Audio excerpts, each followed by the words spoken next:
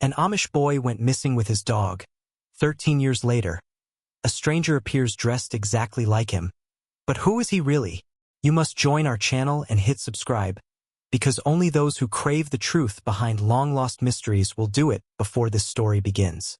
The knock came just as the sun dipped behind the hills, setting the fields aglow in a fading orange light.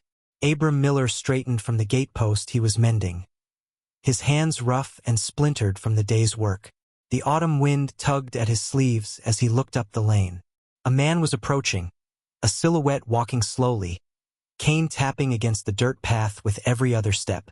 Abram's eyes narrowed. He didn't recognize the face, but there was something unsettling about the way the man moved. Too measured, too rehearsed.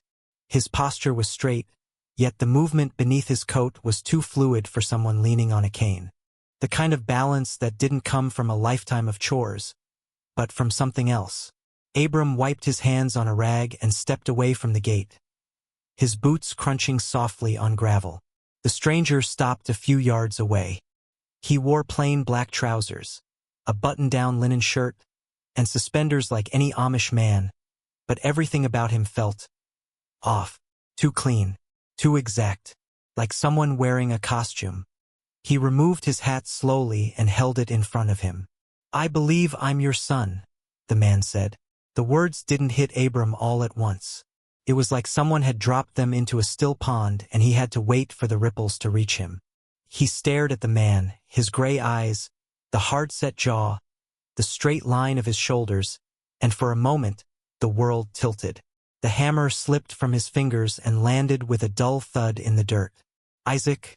No, couldn't be. The boy had been 13 the last time Abram saw him. This man was near 30. His face bore faint lines at the mouth and beneath the eyes. His hands were scarred, calloused in a way that didn't come from barn work or carpentry.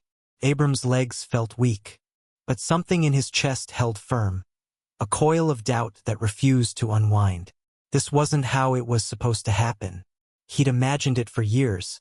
The door swinging open, Isaac barefoot and dusty, running into his arms, both of them crying. Not this. Not a stranger on his lane with a voice too calm and a body that didn't tremble. "Prove it," Abram said, his voice tighter than he meant. His arms hung heavy at his sides, fists clenched before he realized. The man didn't flinch. He only nodded once and said, "I remember the lantern." That stopped Abram. A gust of wind tugged at his coat and tossed dry leaves across the field, but he barely noticed. That lantern had been burning every night for 13 years, hung by the barn door just in case. Just in case. "I remember it glowing through the fog," the man continued, softer now. "Even when the nights were so dark I couldn't see my own hands." Abram's throat tightened. His vision blurred for a moment, but he didn't let himself blink. He studied the man's face, the shape of the nose, the mouth, the space between the eyes. There were shadows of his boy in there, like echoes trapped beneath years of silence. And yet, he felt no spark of recognition. No warmth. Just confusion. The man held his gaze. There was no pleading in him, no desperation. Only stillness, like someone who had waited a long time to say something and now had nothing left to offer. Abram's voice was gravel when it came. "Then why'd you wait so long?" Isaac stood just inside the doorway, the last slant of October light stretching across the wooden floorboards like reaching fingers. Abram hadn't moved from where he stood by the gate, dirt still clinging to his boots, hands trembling slightly from either the cold or something deeper. The silence between them stretched, thick with years and questions. The young man claiming to be his son waited with a stillness that didn't feel natural, like he'd been taught to stay still, commanded to, perhaps. "I believe I'm your son," the stranger had said. Now, inside the house, Abram motioned stiffly toward the table. "Sit," he said, though it sounded more like a command than hospitality. The man obeyed, settling into the wooden chair like it was unfamiliar territory. Abram's eyes scanned him. His frame was heavier, face longer, and his skin had the pale tint of someone who hadn't seen sunlight in a long time. His hair was cropped close, not like how Isaac wore it as a child, always a little shaggy and uneven from his mother's scissors. "You're broader than I remember," Abram said, easing down across from him. The young man nodded, his expression unreadable. "Time changes things." Abram studied the voice. It was deep, too deep, measured. It didn't shake, didn't strain with the flood of returning home after more than a decade. He spoke like a man giving a report, not a son finding his way back to his father. "I've got stew on the stove," Abram offered, standing again. "Not much, but it's warm." The man glanced toward the corner, where the iron pot simmered gently. The fire crackled beneath it, casting flickering light across the log walls. "I don't eat cooked meat anymore," he said softly. Abram froze with his hand on a bowl. "Since when?"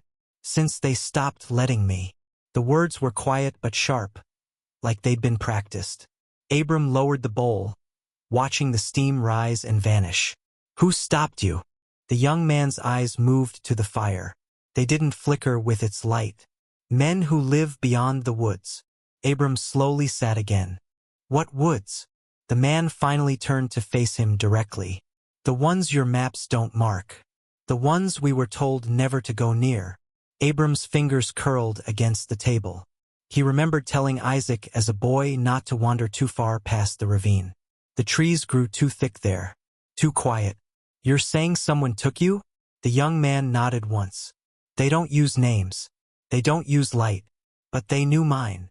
A long pause settled between them. The fire popped once, throwing a small ember into the hearth. "And what did they want with a boy?" Abram asked, voice barely above a whisper. The stranger leaned back in his chair, gaze distant again. "They said I was chosen." "For what?" "To remember." The words struck Abram like a cold wind. He gripped the edge of the table. "What does that mean?" "They say our kind forgets too easily," the man replied. "They needed someone who wouldn't, someone they could show everything to, and trust he wouldn't turn away." Abram swallowed hard. "You talk like you're not even from here." "I'm not," the man said. "Not anymore." Abram looked down at his hands. They were weathered, cracked from years of field work, building fences, feeding livestock. Hands that once held Isaac's small palm as they walked to the creek. He raised his eyes. "Boaz?" he asked. "Was he with you?" Something changed in the man's expression. His mouth tensed. A shadow passed behind his eyes. "He protected me," he said slowly, "until the end." The pain in those words wasn't acted. It was quiet, real. Abram stood without meaning to, pushing the chair back. "He's dead." "Yes." The man didn't blink. "They tried to take my eyes. Boaz fought them. He didn't survive." The room fell into a thick silence. Only the stove crackled. Abram pressed a hand to his chest. Boaz had been more than a pet. He had been Isaac's constant companion, his protector, a golden retriever that would have followed the boy into fire. Abram turned toward the window, needing to ground himself in something real. The field beyond the glass, the fence line, the barn roof. "Why come back now?" he asked, his voice a little hoarse. The man didn't answer immediately. Abram heard the chair creak as he shifted. "Because they're coming here next." The words cut clean through the room. Abram turned slowly, eyes narrowing. "Who's coming?" The man stood, stepping closer to the fire. His posture didn't change, still poised like someone always aware of exits and entrances. He looked Abram in the eyes, gray eyes that didn't blink often enough. "The ones who don't forget." Abram Miller hadn't slept a minute.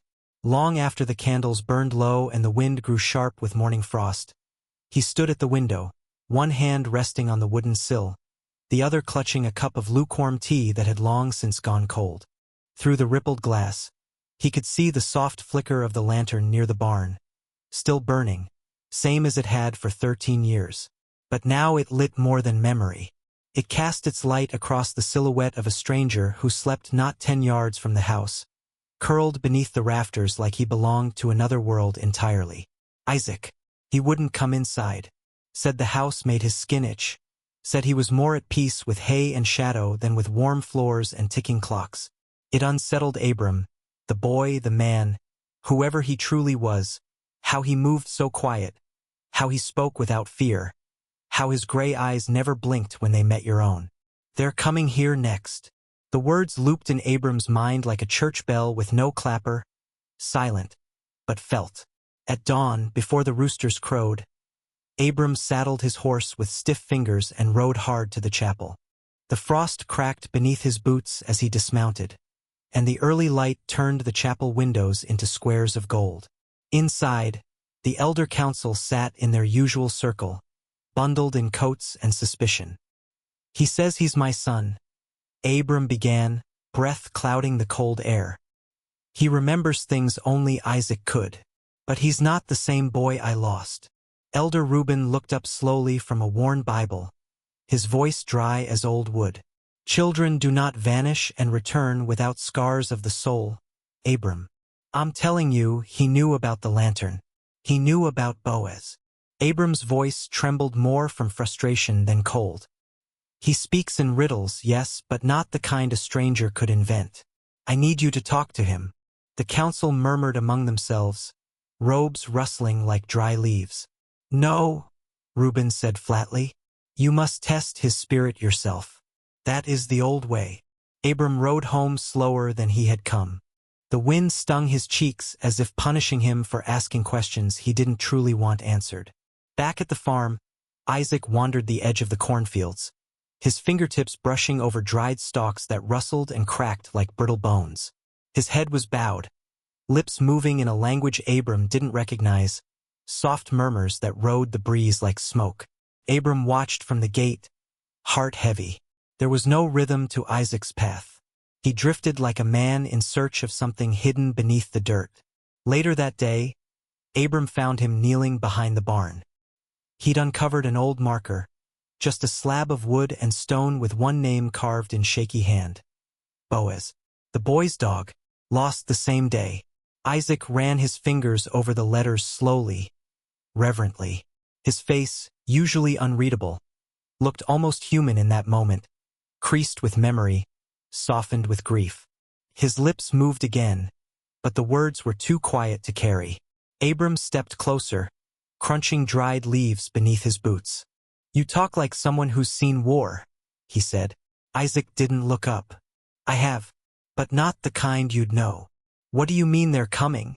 Only then did Isaac stand, brushing dirt from his knees. His eyes found Abram's, steady and cold. "They marked me," he said. "I escaped, but they don't forget." He reached into his coat and pulled out a folded paper, worn at the corners, edges smudged with soot and fingerprints. Abram took it with hesitant fingers, unfolding the map carefully. It was hand-drawn. No names, no towns, just valleys, woods, streams, and strange red marks etched in triangles and spirals.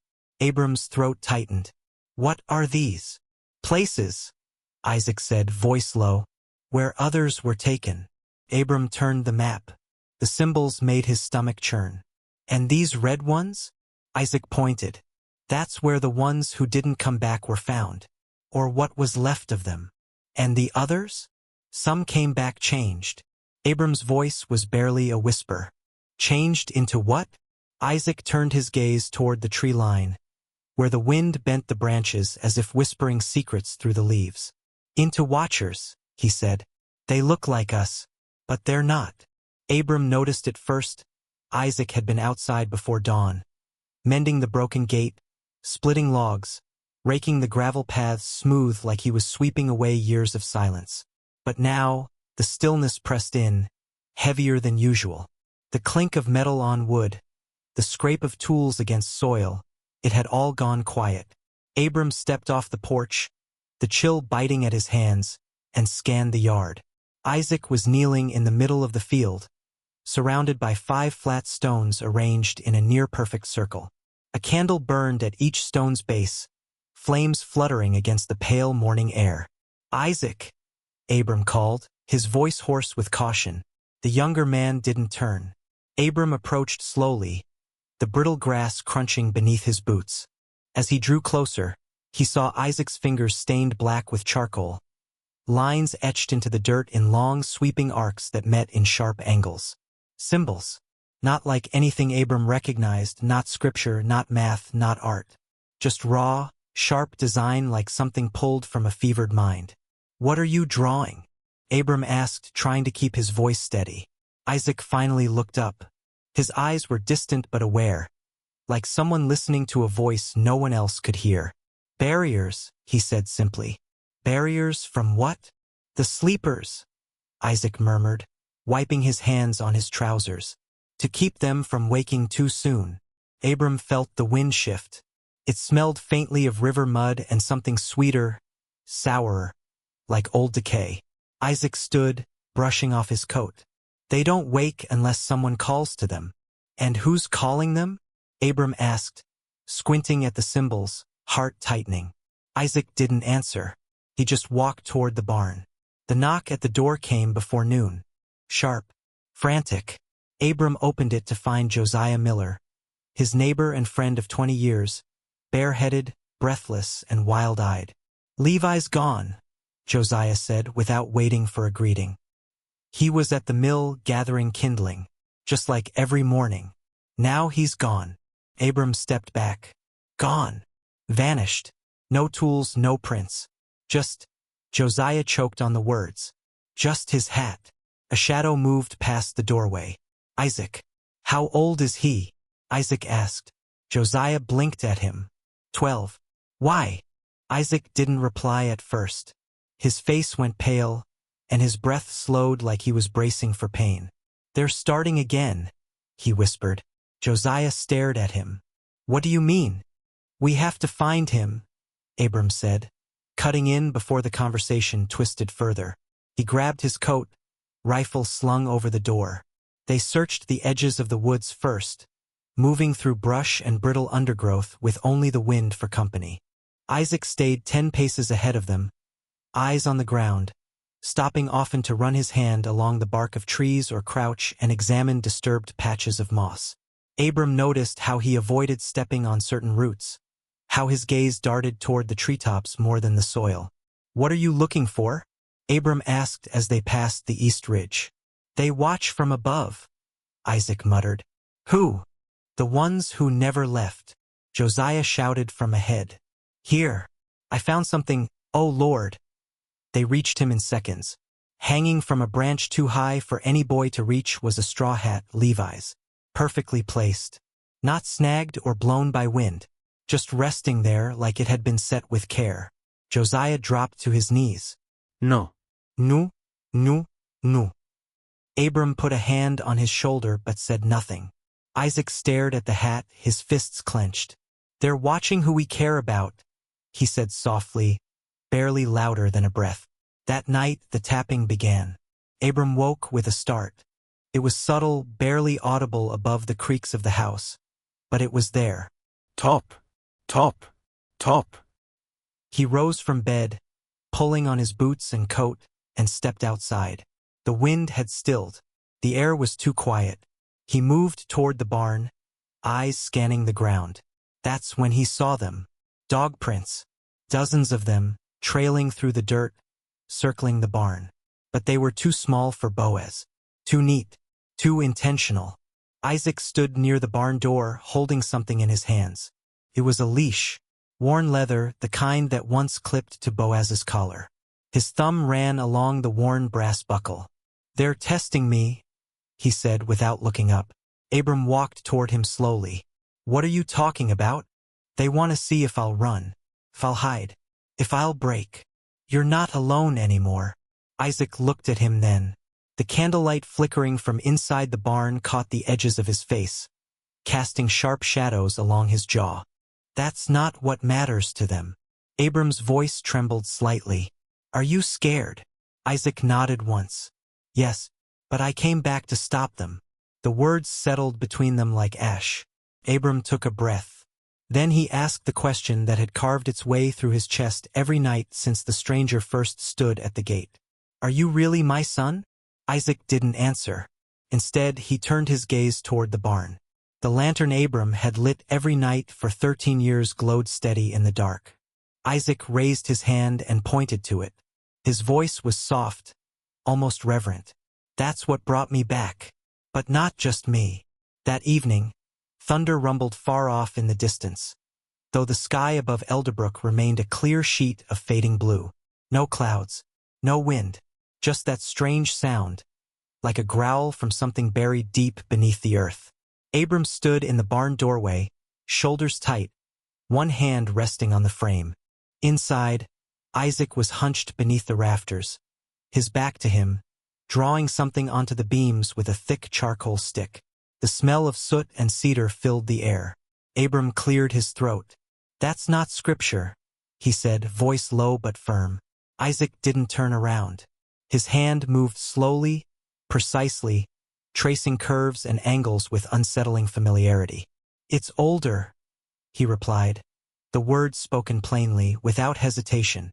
Abram stepped closer, boots thudding against the wooden floor. The hairs on his arms bristled. "Older than the Bible?" he asked, squinting at the markings, shapes that didn't belong to any language he knew. They looked like warnings, or maybe prayers, but they felt wrong. Isaac finally turned his head. His gray eyes were steady, unreadable. "Older than language." For a moment, neither man spoke. Outside, the last rays of sunlight slipped below the horizon, casting long shadows that stretched across the barn floor like fingers reaching for something unseen. The stillness made Abram's stomach twist. He took a breath. Why would they come back after all these years? Isaac capped the charcoal and tucked it into his coat. His expression didn't change. "Because they're running out of time, and I'm the key to stopping them." Abram stared at him, heart thudding harder. He opened his mouth to ask what that meant, but then he saw something flicker in his son's eyes. Not fear, not hope, something colder, like someone who had seen too much and knew it would never leave him. That night, the town changed. The news came just after midnight. A knock on Abram's door, sharp, frantic. It was Eli, the mill boy, barefoot, breathless. "Nathan's gone," he gasped. "The baker's boy. He never came back from gathering firewood." Abram didn't wait. He threw on his coat and followed Eli through the fields to the edge of the woods. Several men were already there: Josiah, Caleb, the sheriff, each holding lanterns, each calling Nathan's name into the trees with voices that trembled more than echoed. They found nothing. No broken branches. No footprints. No signs of struggle. Nothing but silence. Later, when the men gathered by the chapel, the whispers began. "Another one," someone muttered. "That's 2 boys in 1 week." And then came Elder Reuben's voice, soft and sharp. "Ever since that boy returned, the dark has followed."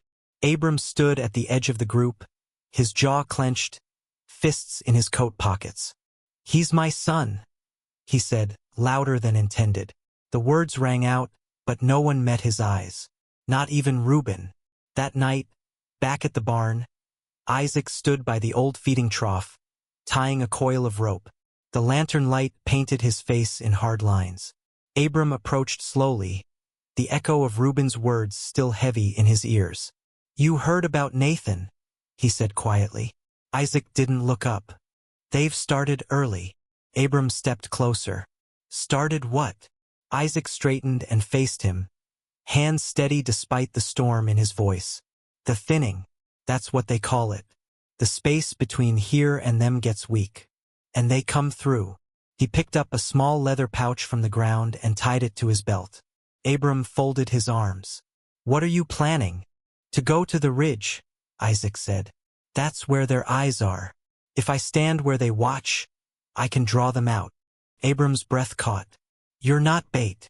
Isaac shook his head. "I already am." The words hit Abram like a weight. His voice lowered. "Then I'm going with you." Isaac stepped forward, his expression calm but final. "No. If I don't come back by dawn, burn the old well near the creek." Abram frowned. "Why?" Isaac hesitated just for a second. And in that second, the barn felt colder. The air, still. Even the lantern seemed to dim. Finally, Isaac spoke, voice barely more than a whisper. "Because it's not just water down there anymore." The moon cast silver streaks through the trees, but Abram stayed in the shadows, breath low and steady. Isaac's boot prints had led him here, up the narrow deer path, past the thicket where birds no longer sang. Now, crouched behind a lichen-covered boulder near the ridge, he watched. There, in a clearing hollowed out by time or ritual, Isaac stood alone within a circle of stones. His face was calm, but too still.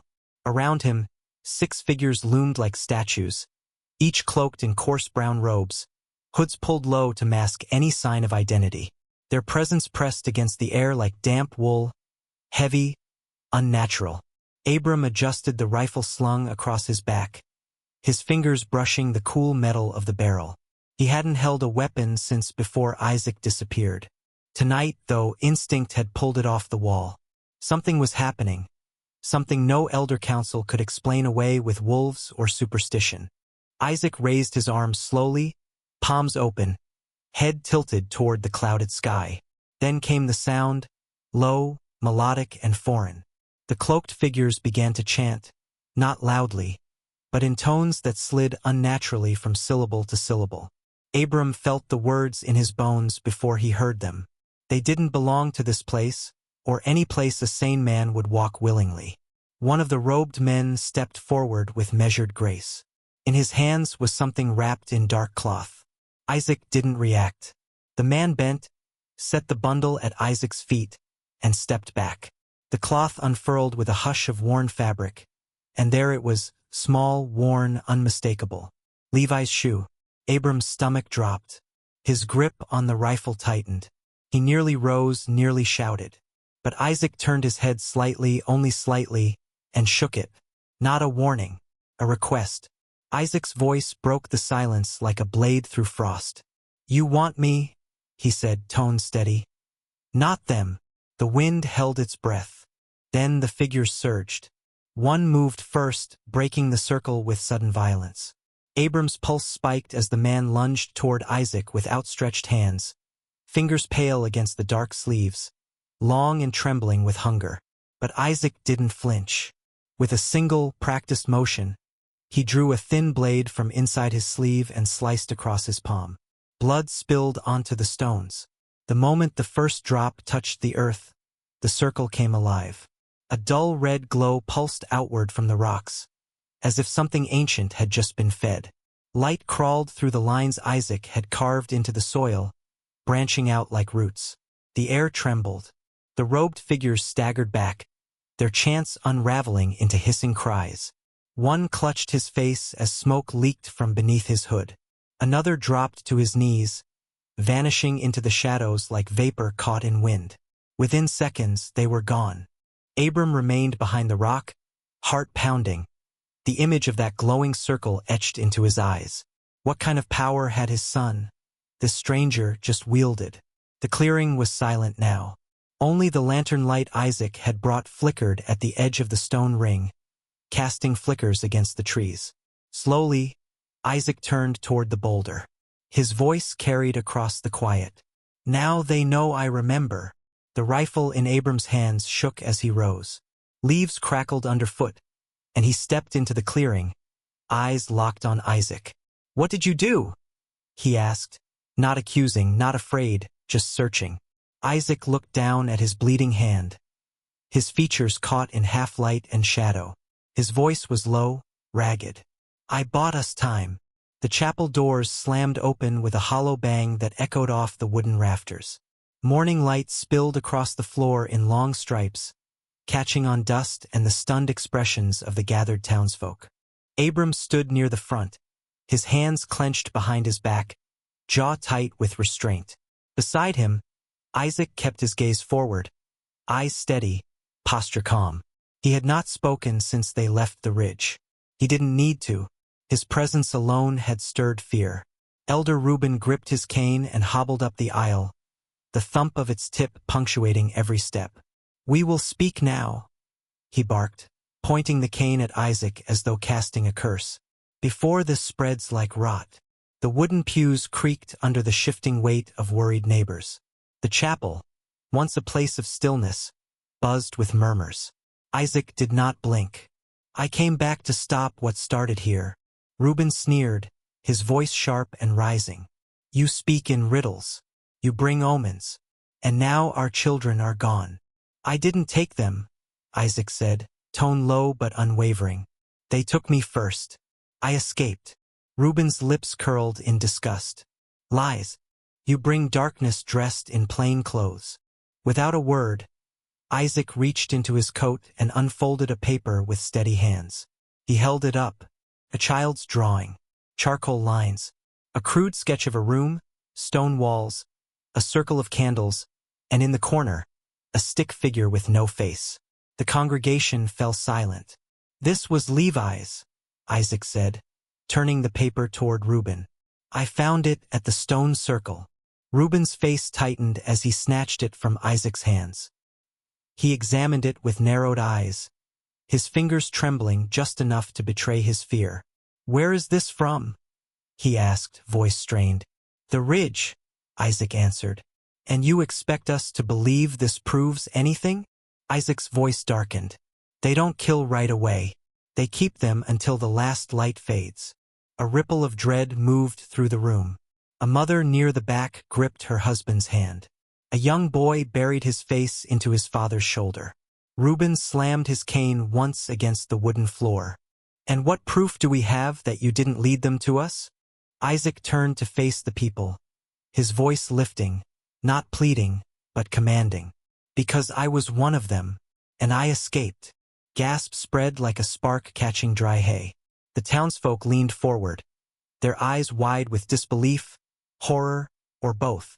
Someone whispered a prayer under his breath. Reuben's complexion turned ashen, though his voice stayed sharp. Then you are marked. You cannot be trusted. Abram stepped forward at last, his voice gruff with emotion. He's still my son. Reuben pointed again. And your son is cursed. Before Abram could form a reply, the chapel doors burst open once more. Josiah stumbled inside, breath ragged, face pale. Someone's at the Miller barn, he shouted, voice cracking. The crowd shifted and stirred, heads turning, fear sharpening the edges of their movements. Reuben's eyes narrowed. Who? Josiah wiped sweat from his brow. There's a boy out front says he's Levi, but he's changed. Reuben's tone dropped into a growl. What do you mean changed? Josiah hesitated, then turned toward Isaac, his voice barely above a whisper. He's wearing your old clothes. If that moment sent chills down your spine, don't stay silent. Subscribe and become a member, because uncovering secrets takes courage and heart. They arrived in a storm of footsteps and nervous whispers. The grass around the Miller property bent low in the wind as the town gathered in uneven rows, eyes wide, breaths held. Abram pushed to the front, heart hammering, and froze at the sight that awaited him.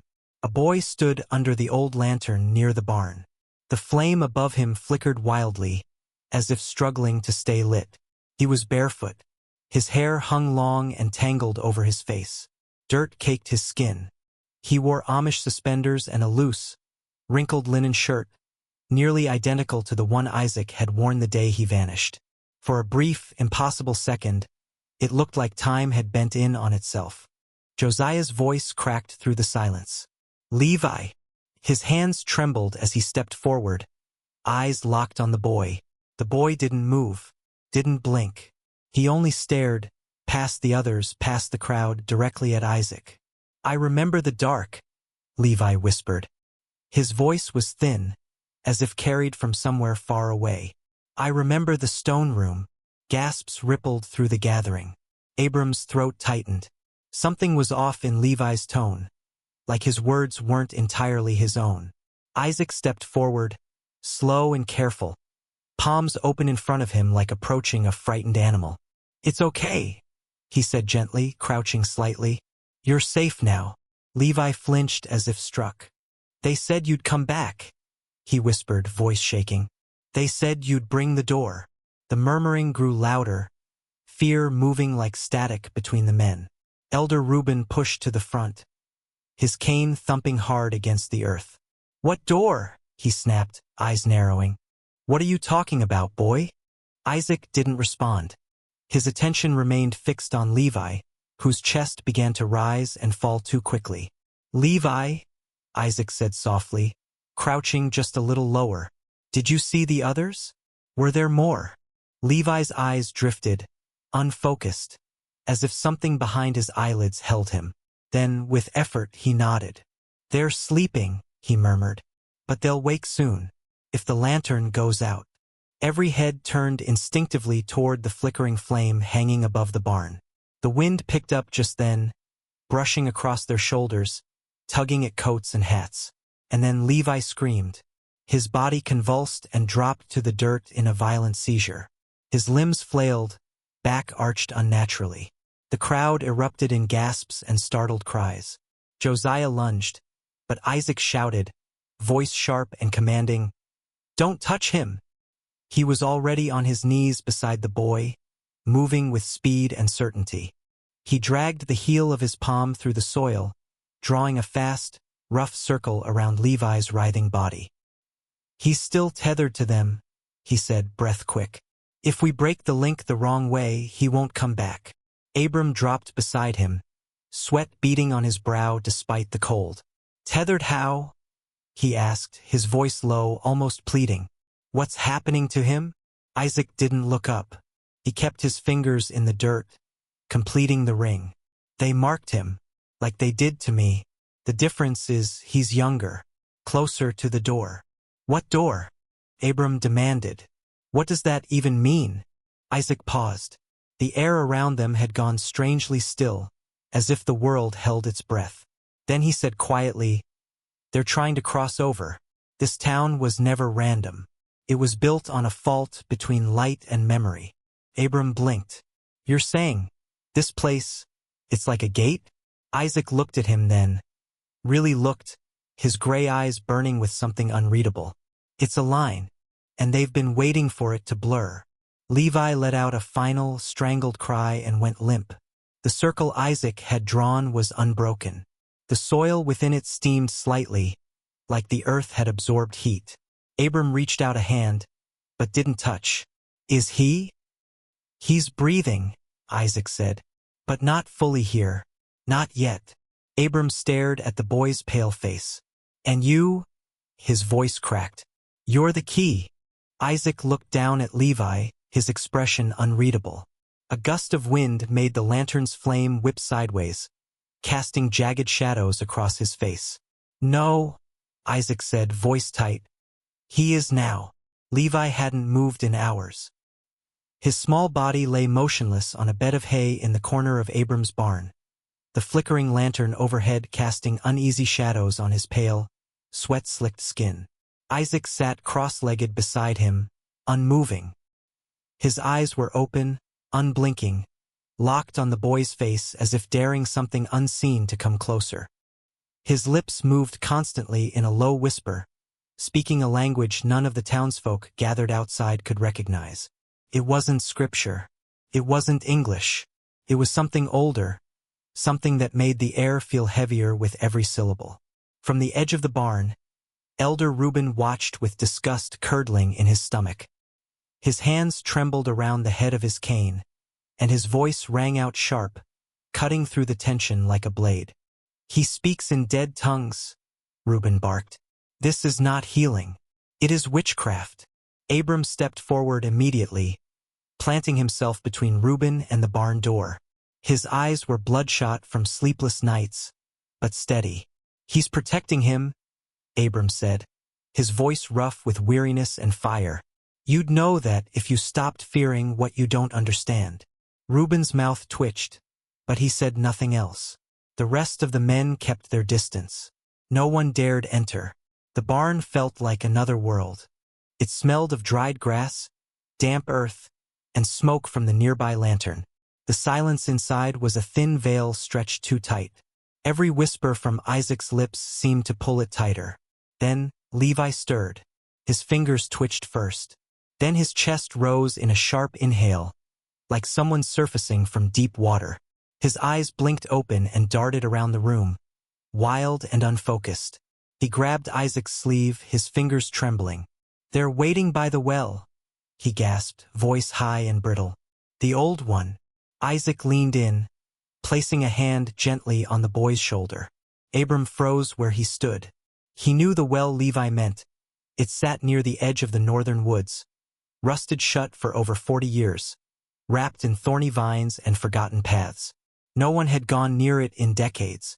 Levi continued, breathless and shaking. They built tunnels under it. Rooms. Places without names.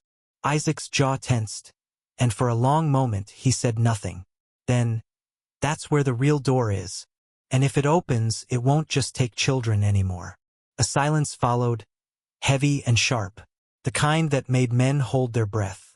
Reuben scoffed, turning away slightly. Nonsense, he muttered. Fairy tales. You've poisoned this boy's mind. Isaac rose slowly to his feet. His voice, when he spoke, was low and firm. Then come with us, he said. Let your eyes decide what's true. Reuben wheeled on him, his face dark. I don't take orders from shadows. Isaac took one step forward. Then stay blind. He turned to Abram, who hadn't moved. The old man's hands hung loosely at his sides, his brow furrowed deep in thought. Isaac's words sank into his mind, thick with dread and 1,000 unspoken memories. We need to go, Isaac said. Tonight. Once the door opens, it won't close again. Abram scanned the faces in the doorway, men who had worked these fields their entire lives, who believed in order and silence and sunlight. Now they stood like stone, rooted in doubt. No one spoke, no one volunteered, until a figure stepped forward. Josiah. His eyes were wide, hollow from nights of panic and prayer. But there was something alive behind them, something hard and burning. He looked at Levi, then at Isaac. That's my son, he said, his voice barely above a whisper. I'm going. The crowd shifted, a quiet ripple of movement. Isaac nodded once. Then you need to see what I saw. By moonlight, the three of them, Isaac, Abram, and Josiah, stood at the edge of the old well, its rusted grate nearly hidden beneath a thick tangle of vines and briars. The air hung motionless, but the lantern in Isaac's hand flickered as if it were afraid. Abram adjusted his grip on the rifle slung over his shoulder, his breath puffing white in the cold. Josiah glanced around nervously, his boots crunching the dry grass beneath them. Without a word, Isaac crouched beside the well. He pressed his palm to the grate, eyes closed, lips moving in a whisper too soft to catch. A low hum vibrated up from the earth, a sound that didn't belong. Not wind, not animal. It was like something exhaling slowly from deep underground. Josiah jolted back a step, his voice tight. What was that? Isaac didn't look up. His face stayed calm, but his jaw was clenched. He pried up the edge of the grate with his fingers, then slid it aside with a grinding screech. Beneath it, a narrow stairway spiraled into blackness, carved in stone and swallowed by shadow. They built this long before Elderbrook existed, Isaac said, standing.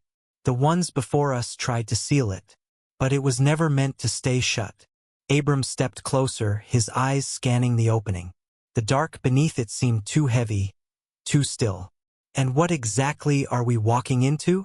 Isaac lifted a second lantern from his pack, lit it with a match and held it over the opening. A memory, he said, his voice barely more than a breath. But not ours. The first steps groaned beneath their weight, as if the stone itself resented being disturbed. Isaac led, holding his lantern high, his shadow stretching along the curved walls. Abram followed close, every muscle tight, while Josiah hesitated before stepping in, one hand gripping the straps of his coat like armor. The further they descended, the colder it became. The air turned thick, not just with dampness, but with something older. The kind of silence that wasn't natural. Isaac moved steadily, lantern casting golden light across the walls. Strange carvings spiraled in patterns too smooth to be made by hand, etched into the stone like veins beneath skin. Abram paused to study one. A series of symbols arranged in a circle, each one burning faintly as the flame passed over it. What is this place? Josiah whispered behind him, voice trembling. A place meant to be forgotten, Isaac answered. The stairs ended at a stone floor slick with moisture. The cavern opened wide before them, walls pulsing with faint illumination from the carvings that ran like scars across the rock. In the center of the chamber stood a door. But it wasn't a door. It was tall, far taller than any of them, and too narrow for a man to walk through. It shimmered faintly, its surface warped and glistening like damp leather. Abram stepped forward, squinting in the lantern light.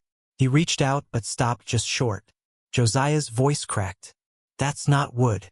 That's skin." Isaac gave a small nod, his voice low. "It's alive, and it remembers everything." Abram's breath caught. His grip on the rifle tightened, knuckles white. "What kind of thing remembers through skin?" Isaac didn't answer. Instead, he moved to the side of the chamber, tracing the edge of the wall with his fingertips. Then, without warning, the chamber whispered. The sound didn't come from a voice. It came from the stone, the air, the walls themselves. 3 words slipped into the space between them like a thought none of them wanted. "One more key." Josiah turned sharply. "Did you hear that?" Isaac nodded grimly. "They need 3 to cross. Me. Levi." He paused, turning toward the door. His expression shifted, harder now, more afraid than he let show. "And one more."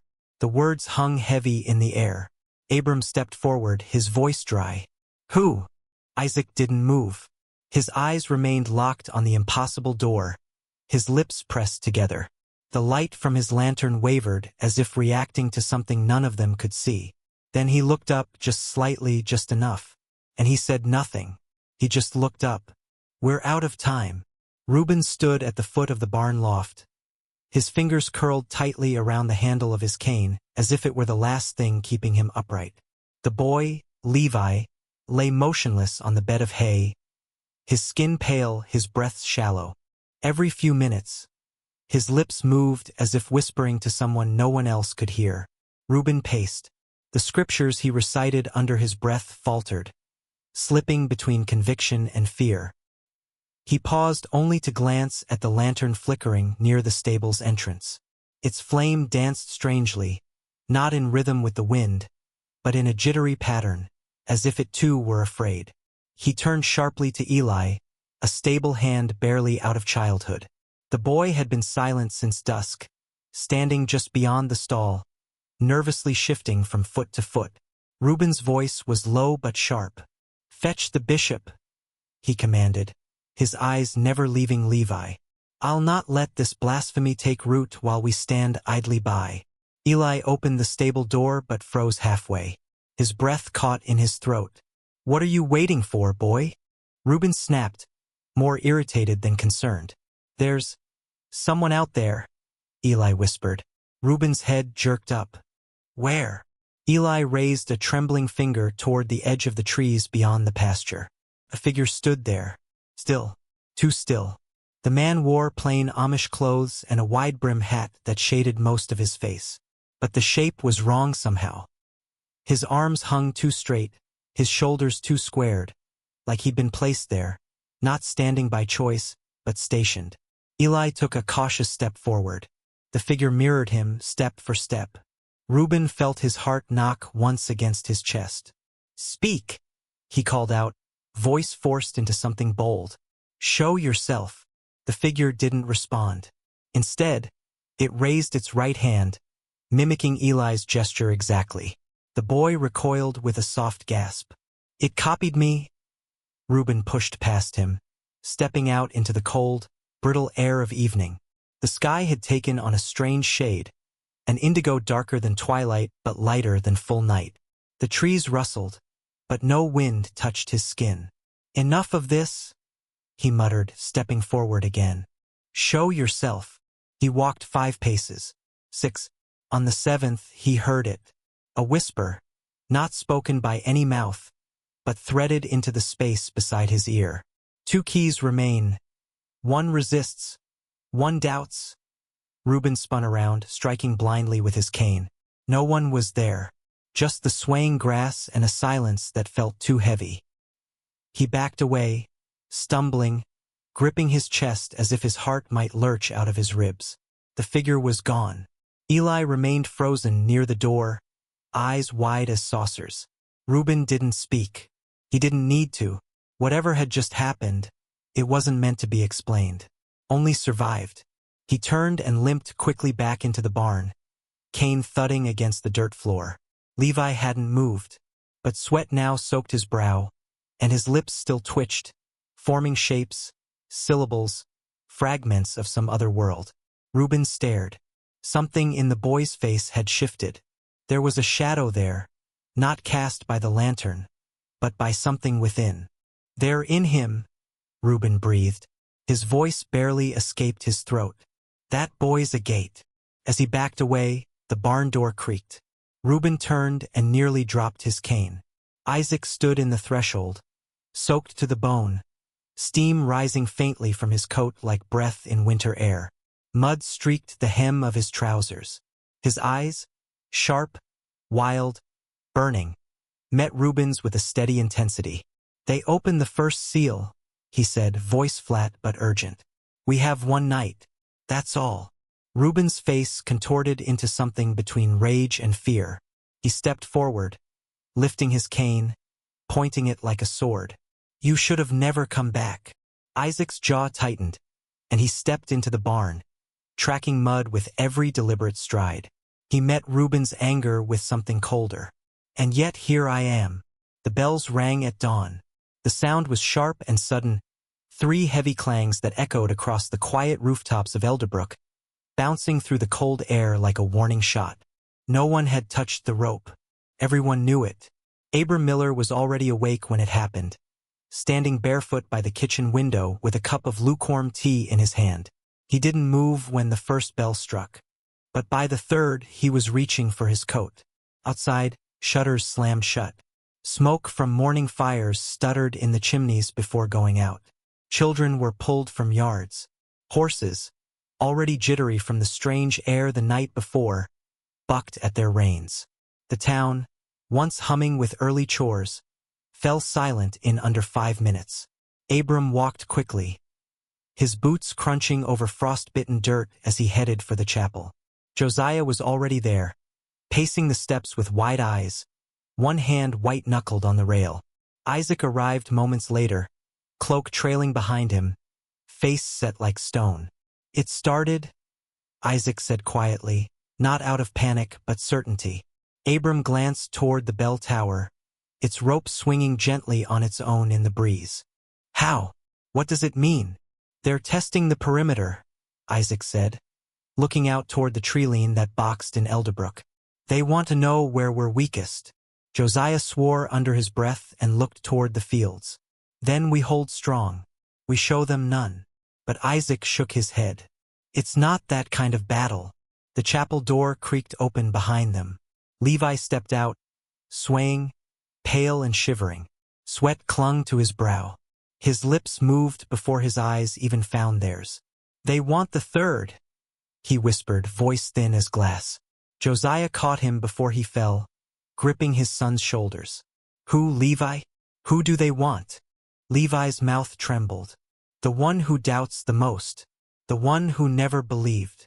The 3 men stood in a line, the words hanging heavy between them. Abram blinked. Josiah's grip on his son tightened, and Isaac, without needing to speak, turned slowly, toward the hill where Reuben's house sat. They all turned with him. It didn't take long to confirm. Reuben was gone.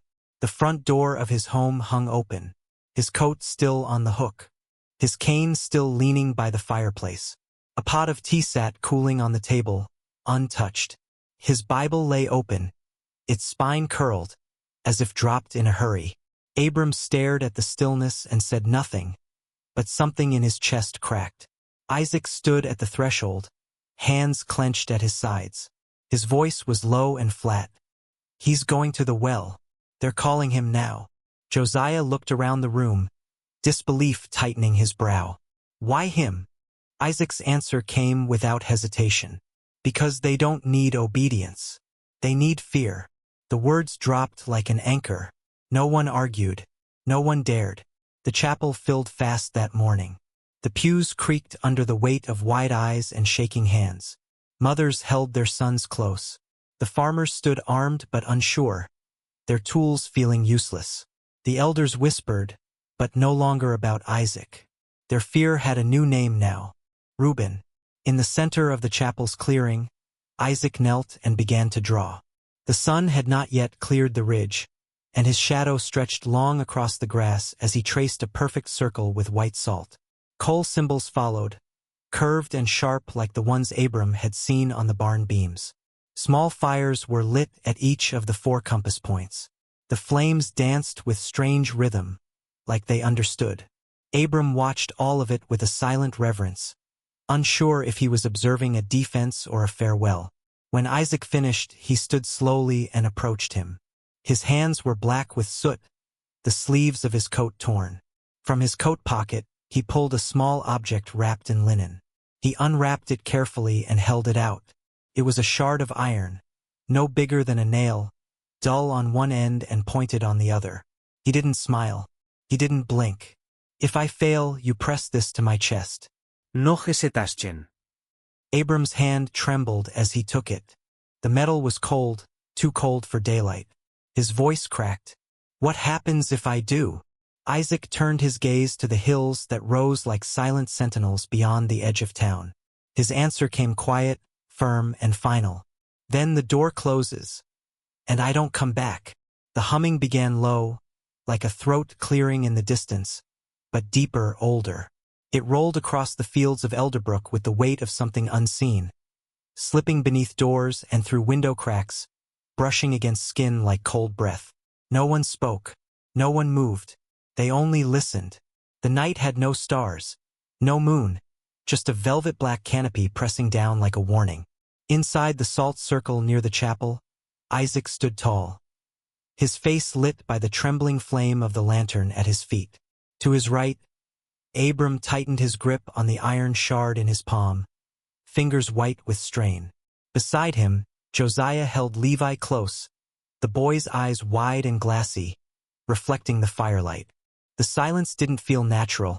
It felt constructed, as though something had removed the usual sounds of the night to make room for what was coming. Then the trees began to move. Not with wind, there was none, but with presence.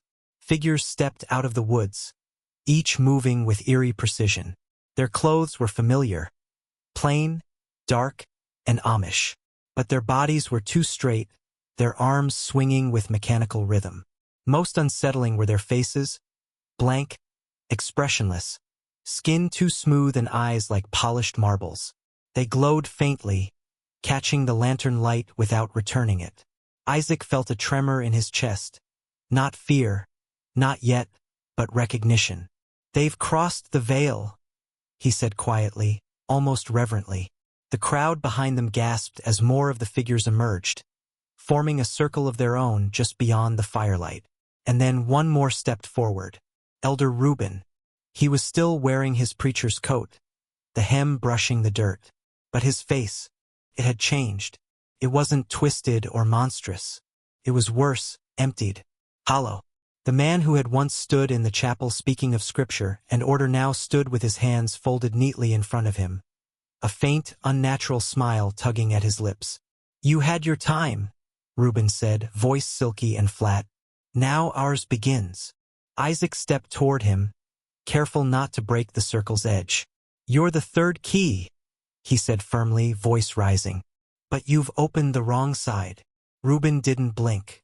His hands didn't tremble. I opened what you refused to finish. The ground under them began to vibrate, soft at first, then stronger. Around the old well in the distance, small cracks glowed faintly, like veins of fire opening under the earth. Abram turned to Isaac, eyes fierce. He held up the shard. Tell me when, he said, voice low but steady. Isaac didn't answer yet. His gaze remained locked on Reuben's. You were meant to guide them, he said, stepping closer, jaw clenched. You were chosen to protect, to lead. But you let your fear hollow you out. Reuben tilted his head slightly. Fear makes room for new things, he said with a smile that didn't reach his eyes. All around them, the watchers closed in. Silent. Still. Waiting. Josiah moved in front of Levi instinctively, arms outstretched. What do they want? He whispered. Isaac's fists tightened at his sides. He could feel the energy pulling at him now, not just from Reuben, but from the Watchers. They weren't just here to observe. They were here for the end of something, or the beginning. Isaac raised his arms slowly, palms open to the sky. The air around him shimmered, the salt beneath his feet beginning to glow faintly with heat. A low sound started in his chest, like a hum he wasn't making but that was using him anyway. It grew louder. The Watchers shifted slightly. "Then let's finish this," he said. The light burst from the well in a sudden, blinding pulse, hot and sharp, like the breath of something ancient exhaling for the first time in centuries. The townsfolk recoiled, some shielding their eyes, others crying out in confusion. The ground beneath them trembled once, then went still. Smoke lifted in a low spiral from the center of the stone circle. When the glow faded, there was nothing left but the old well, sealed tight. Its cracks mended like scars that had healed over without a trace. No Watchers. No Reuben. No Isaac. Silence fell like snow. Abram lowered the iron shard slowly, the edges digging into his palm without him realizing. His arm felt heavy, useless now. He staggered a step forward, his boots crunching on scorched soil. "Isaac," he said, the name slipping out like breath on cold glass. There was no reply, only the wind, quiet now, brushing through the chapel eaves like a sigh too tired to rise. Behind him, Josiah collapsed beside his son, wrapping trembling arms around the boy's thin frame. "You're safe," he murmured, voice cracking as he rocked him slowly. "You're safe now." But Levi didn't answer. His eyes stared past the circle, blank and wide, as if seeing something still moving in the spaces between shadows. Abram didn't look at them. He couldn't. His eyes remained fixed on the well. He dropped to one knee beside it. The stone felt cold, but not dead. There was a faint warmth under the surface, like coals hidden beneath ashes. His hand hovered, then rested flat across the center. It didn't give. It didn't speak. But something inside him shifted, an ache he hadn't felt since the night Isaac disappeared. Not grief, not fear, a strange knowing. This isn't over. His fingers curled into a fist. The days that followed passed like fog. No more disappearances. No strange whispers. The sky seemed clearer, bluer. The chapel bells, which had rung at dawn without warning for weeks, were quiet. The soil grew soft again beneath the farmer's boots. Boys returned to the fields, laughter tentative but growing louder each day. Yet Abram remained quiet. He barely spoke at council meetings. He worked the fences, tended to the horses, fixed the loose boards on the barn roof, all with the same expression. Hollow, like a man walking through a dream he couldn't wake from. But every evening at dusk, he walked the same path, slow and steady, to the old barn. There, just beside the door, he'd light the lantern. Same one he'd lit 13 years ago. Same wick, same hope. Only now it wasn't hope for return. It was something quieter, something heavier. "I light it for memory," he'd once said to Josiah, who had asked. "Not because he's coming home, because he already gave us that." Inside the barn, the old wooden beams still bore the faint marks Isaac had carved. The strange symbols, blackened with time, blurred at the edges by dust and weather. Abram had thought about scrubbing them clean. More than once, he'd brought a brush and a bucket of water to the doorway. But he never used them. Instead, he'd traced the lines with his eyes, wondering what they meant. If they were still watching, if they still held some power, if Isaac had known what he was sealing when he vanished. Weeks became months. The town built a ring of stone around the well at Isaac's request, his last act, some said. Lanterns were placed around it, one for each child who had returned, and one for the ones who hadn't. At night, they glowed like quiet stars grounded in soil, flickering but constant. Levi recovered slowly. At first, he wouldn't speak, only sat on the porch of Josiah's home staring into the treeline. But eventually words returned. "It wasn't just a door," he told his father one morning, staring into a bowl of oatmeal. "It was a mouth, and it remembers names." When asked what he meant, he only shook his head. He stayed behind to close it, But he's not gone. He's waiting on the other side. Abram heard those words and held on to them like a splinter under the skin, painful, persistent, impossible to forget. And then, years later, on a morning like any other, a stable boy named Eli burst up the porch steps, dirt clinging to his boots and panic in his eyes. He was panting, face flushed, arms shaking. "Sir," he gasped. "There's someone standing by the lantern." Abram stood slowly from his chair, heart suddenly hammering like hooves on dry earth. Eli grabbed the porch rail. "He looks just like you." Abram didn't speak. He didn't ask questions. He only moved. His legs, stiff with age and memory, carried him down the steps, across the yard, and toward the barn door. The wind whispered faintly through the cornstalks as if trying to keep up. He rounded the corner, boots crunching against the gravel, his breath catching in his throat. But the yard was empty. The lantern flame swayed gently, flickering as though stirred by breath. But no one stood nearby. No footprints. No shadow. Nothing. Nothing but a small object, resting beneath the lantern. Abram knelt down. His fingers trembled as he picked it up, a shard of iron, weathered but sharp, still stained faintly with something dark at the tip. The same shard he had dropped the night Isaac vanished. And in that moment he didn't feel alone. The wind rose, soft and warm, curling through his hair. The barn creaked faintly, the cymbals on the wood catching light just enough to shimmer. Abram closed his eyes, held the shard in his palm, and whispered, "You kept your promise." Then he stood, taller than he had in years, and turned back toward the house. But no one was there, just a small iron shard, resting on the ground. The mystery deepens, but so does the truth. If you stand for answers, justice, and hope, hit subscribe and join the channel. Together we rise. Disclaimer: the story you just watched is fictional, created to explore themes of identity, mystery, and belonging. Its purpose is to entertain and inspire reflection on the meaning of home and family.